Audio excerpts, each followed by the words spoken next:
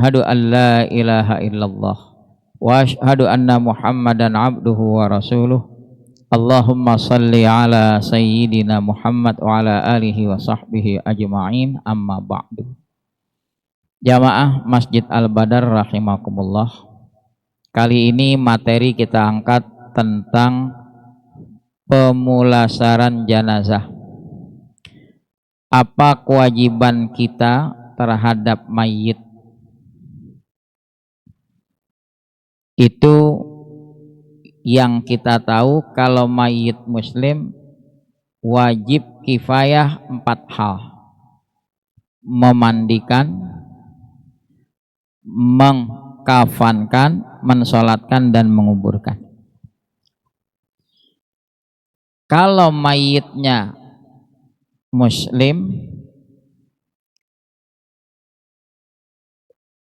maka 4-4-nya wajib dilakukan.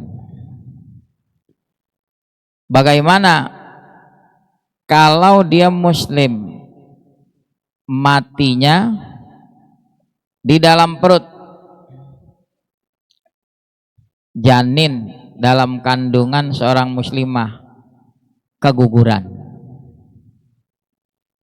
Nah, di sini ada rincian lagi. Kalau si janin sudah berbentuk, itu 6 bulan ke atas dia udah berbentuk, mati di dalam perut, maka tinggal 3 yang wajib: mandikan, kafankan, kuburkan. Tidak disolatkan. Tolok ukurnya matinya sudah lahirnya dalam keadaan mati dalam perut. Berbeda halnya kalau prematurnya masih ada tanda kehidupan, entah dengan geliat badan si bayi atau dengan suara, walaupun suaranya melemah, walaupun hitungannya detik, pokoknya sempat hidup.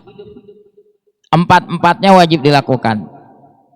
Ini bayi kita mandikan, kafankan, sholatkan, kuburkan. Jadi kalau udah mati di dalam perut, bukan gak mau sholatin, memang ketentuan hukumnya 3 saja: mandiin, kafanin, kubur. Nah, sekarang bagaimana kalau keguguran belum berbentuk? 4-4-nya kagak wajib. Mandiin gak wajib, kafanin gak wajib, hanya sunnah saja dibungkus. Sholatin pun tidak disolatkan. Kubur hanya sunnah, bungkus kubur. Kata Ibnu Ruslan dalam Zubat, ini bicara andai kata baru keguguran sebulan 2 bulan emang belum berbentuk, buang di tong sampah nggak ada masalah, nggak ada kewajiban. Tapi kita akan jadi masalah nanti. Aparat curiga, nih apaan nih? Aborsi, main buang aja di tong sampah. Nah, sunnahnya dibungkus kubur. Lalu bagaimana kalau yang mati kafir zimmi? Dia non muslim tapi kafir zimmi, kafir yang tidak memerangi Islam, hidup damai berdampingan dengan Islam. Kita sebagai muslim ada kewajiban bungkus kubur. Kenapa? Kita pandang dia sebagai manusia. Walaqad karramna bani Adam. Kami muliakan bani Adam, manusia. Dia kafir zimmi, mati. Misalnya hidup sebatang kara, kita tetangganya selaku muslim, mandiin nggak wajib. Tapi dia sebagai sosok manusia mati, bungkus kubur. Jelas ya? Bagaimana kalau muslim yang mati syahid? Saya pilah dulu. Syahid ada 3 macam. Di dalam kitab Majmu' Syarah Muhadzab disebutkan ada syahid dunia akhirat, ada syahid dunia, ada syahid akhirat. Dua, yang pertama matinya bertempur melawan orang-orang kafir, kayak saudara-saudara kita mujahidin Palestina menghadapi penjajah Zionis di medan tempur, mati syahid dunia akhirat. Maka yang wajib cuma dua, bungkus kubur. Apa adanya baju yang berlumuran darah, itulah pembungkus jasadnya. Kalau memang kurang, tambahkan lagi kain kafan, lalu kubur. Tidak dimandikan, tidak disolatkan. Mati yang paling mulia di sisi Allah, mati syahid, yaitu syahid dunia akhirat. Lalu apa yang membedakan dengan kedua? Padahal sama-sama matinya dibungkus kubur. Syahid dunia itu balik sama niat. Zohirnya dia ikut bertempur di medan juang, gugur. Cuma hatinya kepengen disebut pahlawan, kepengen mengincar harta rampasan perang. Itu yang membedakan niat. Adapun kita nggak tahu isi hati orang. Pokoknya zahirnya dia mati bertempur bela agama melawan orang kafir, gugur. Udah bungkus kubur. Yang ketiga, syahid akhirat. Mati tenggelam kena air bah banjir. Mati keuruk longsor, wanita melahirkan mati, boleh jadi bayinya hidup, bayinya mati, dianya juga mati. Ini namanya syahid akhirat. Tetap empat-empatnya kita lakukan: mandikan, kafankan, sholatkan, kuburkan. Karena bukan mati di medan tempur. Contoh, saudara-saudara kita Laskar FPI yang gugur 6 orang, ya, itu sempat alot karena udah dipeti dari rumah sakit Polri, mau diambil, katanya apa? Udah beres, tinggal dikubur. Pada akhirnya melalui lobby dibawa ke Petamburan. Itu pun tidak sekaligus, estafet, satu nyampe.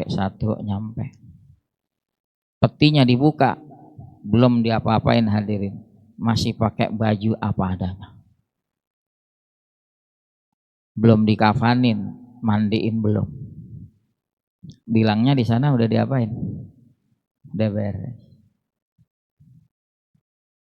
Itu sampai jam 12 malam. Saya ikut di situ menyaksikan. Biadab sekali pelaku. Ada yang matanya bolong, tembak di sini. Ada yang di dada. Ada yang kemaluannya angus. Ini kita memperlakukannya gimana? Bungkus langsung kubur? Tidak. Bukan mati di medan tempur. Mandikan, kafankan, sholatkan, kuburkan. Salah satu dari 6 laskar itu seminggu sekali biasa jemput saya ngaji. Saya nggak percaya kalau dibilang melakukan perlawanan. Saya tahu banget ini anak kalau maulid biasa bantuin ngaduk kebuli pakai centong, mana bisa megang pistol. Mudah-mudahan Allah terima amal ibadahnya. Ya. Orangnya mau tongkrongannya serem, padahal apa? Akhlaknya santun. Seminggu sekali kalau jemput saya ngajar ke Sunter, salah satunya dia itu. Sebelum kejadian, sebulan sebelum kejadian, di satu majelis taklim kita lagi bahas masalah bidadari surga. Saya bilang, kalian jangan ngiri, namanya Sufyan. Kalau Sufyan nanti dapat bidadari. Teman-temannya pada senyum, ya. Wallahualam, kita nggak tahu. Sebulan setelah itu kejadian. Balik masalah tadi, pemandian. Nah, sekarang muslim mati wajib dimandikan dari uraian yang tadi. Ada beberapa kelompok karena sesuatu hal tidak dimandikan. Kalau secara umum wajib dimandikan. Kalau nggak ada air, ganti dengan tayamum. Anggota tayamum hanya dua, muka dan kedua tangan. Bedanya di mana? Di niat. Saat mentayamumkan, ya niatnya sebagai ganti dari memandikan. Tentu sebelum memandikan, sebelum mentayamumkan, jasad mayit harus lebih dahulu suci dari najis. Jadi cebokin dulu. Kalau cebok mau nggak mau harus pakai air. Nah, yang menarik, timbul pertanyaan, kalau anak lelaki meninggal, hidupnya belum dikhitan. Padahal yang namanya memandikan mayit, air harus rata ke seluruh tubuh mayit. Masalahnya, anak yang belum dikhitan ada bagian yang tidak terbasuh air di balik kulit kulupnya. Tuh gara-gara gitu, dua ulama besar di mazhab Syafi'i berbeda pendapat. Kalau Syekh Romli bilang, kalau pemandiannya tidak sempurna, maaf, kulit kulupnya kalau dikeletkan ya kagak boleh mayit, nggak boleh diperlakukan begitu. Nah sekarang pemandiannya tidak rata. Kalau pemandian tidak rata menghalangi sahnya sholat. Jadi gimana? Kata Syekh Romli, bungkus kubur. Bukan nggak mau disolatin. Ada bagian yang tidak terbasuh secara sempurna. Berbeda halnya Syekh Ibnu Hajar Al-Haytami, agak sedikit luas. Mandikan bagian yang tidak terbasuh air di dalam kulit kulupnya tuh, kepala penisnya kan nggak terbasuh air, diganti dengan tayamum. Jadi beresin dulu, mandiin, nanti ditayamumkan muka dan tangan, ganti dari bagian yang tidak terbasuh air di balik kulit kulup. Kenapa nggak disunat aja? Orang udah mati masa disunat? Kagak boleh, nyeksa mayit. Ini hal kayak gini nih jarang orang tahu. Jadi jangan sampai nanti pemandiannya kagak rata, disolatin kagak sah. Jadi kita bisa ambil pendapat Syekh Romli, tetap dimandikan, bagian yang tidak terbasuh di balik kulit kulupnya diganti dengan tayamum. Nah kalau udah begitu, setelah dikafankan, sholatkan. Jelas ya? Nah, Ustadz, bagaimana kalau mayit jasadnya sudah tidak memungkinkan dimandikan?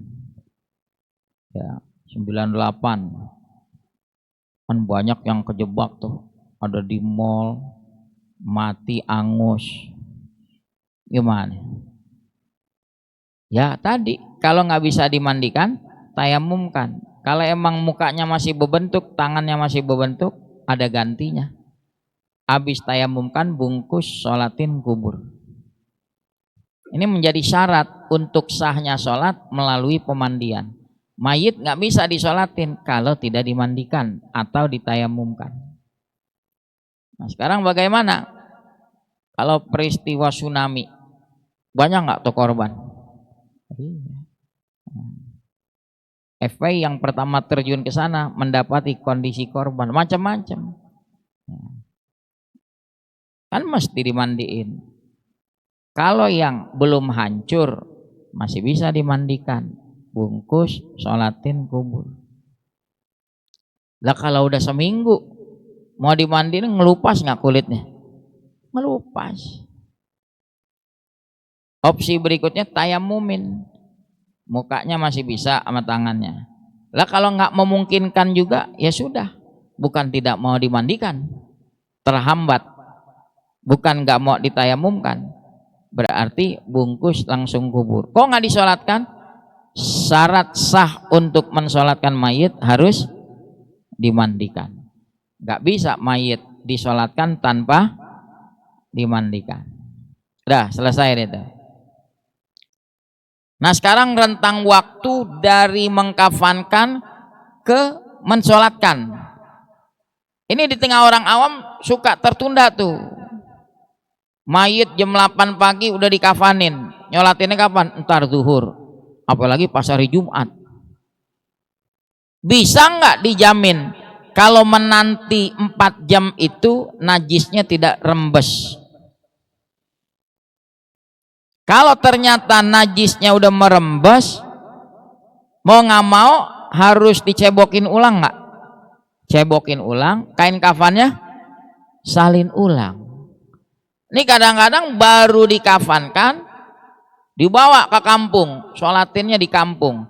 Siapa yang bisa menjamin goncangan ambulan tidak membuat najisnya keluar? Begitu sampai di kampung dipastikan nggak, buka dulu kerandanya, rembes nggak najisnya. Kalau rembes najis menghalangi sahnya sholat. Boleh mau dikubur di kampung, gugurin dulu kewajiban, mandiin, kafanin, sholatin. Udah selesai sholatin, mau bawa ke kampung silahkan. Andai kata najisnya keluar, toh sudah disolatin, tinggal dikuburin. Wallahu alam. Ada yang mau tanya? Silahkan. Kita fokus masalah memandikan jenazah. Enggak ada yang nanya apa serem nih babnya. Ya kita semua bakal begitu.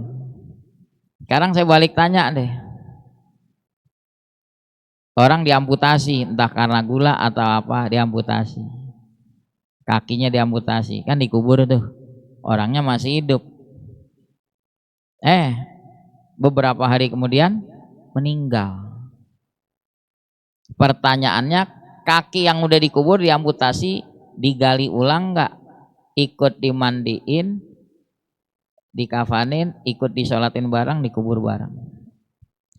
Antum gak ada yang nanya, ana balik tanya. Mungkin nggak di tengah-tengah masyarakat begitu?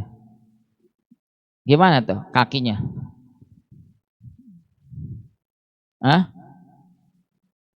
Dilihat. Kalau belum hancur, ya, pokoknya intinya belum hancur, mau 2-3 hari belum hancur, gali dulu. Yang sohib kakinya ini kan meninggal, kakinya udah dikubur duluan, amputasi. Gali, oh kakinya belum hancur, gabung, ikut dimandikan, dikafankan, ikut disolatkan, dikubur bareng lagi. Tapi kalau rentang waktunya udah lama, kira-kira kakinya sudah hancur, jangan digali lagi. Jelas ya? Nah. Silakan. Yang mau tanya?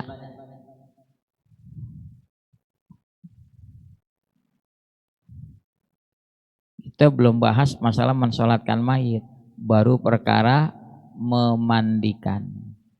Andai kata mayit sudah dikubur, ada yang tahu ini mayit belum dimandikan, gali lagi. Itu bagian daripada hak mayit yang wajib atas kita. Dosa sekampung. Yang tahu dia diam, dosa. Kasih tahu, ini mayit belum dimandikan. Ya contoh kayak jasad 6 laskar itu, belum diapa-apain, hadirin. Lah saya ikut hadir. Ketentuannya di sana katanya apa? Boleh diangkut tapi jangan dibuka. Udah beres. Buka, belum diapa-apain, masih pakai baju di kala hidup. Kalau nggak begitu dosa kita. Nggak dimandiin, nggak dikafanin, nggak disolatin, langsung kubur. Wah, dosa besar gitu. Mudah-mudahan bermanfaat. Bismillahirrahmanirrahim. Alhamdulillahirabbil alamin. Allahumma salli ala sayyidina Muhammad wa ala alihi wa sahbihi ajma'in. Allahumma rzuqna fahman nabiyyin wa hifdzal mursalin wa ilhamal malaikatil muqarrabin ya arhamar rahimin. Wa aghnina bil ilmi wa zayyinna bil hilmi wa akrimna bit taqwa wa jammilna bil afiyah. Rabbana atina fid dunya hasanah wa fil akhirati hasanatan wa qina adzabannar. Wa sallallahu ala sayyidina Muhammadin wa ala alihi wa sahbihi wasallam. Walhamdulillahi rabbil alamin. Assalamualaikum warahmatullahi wabarakatuh.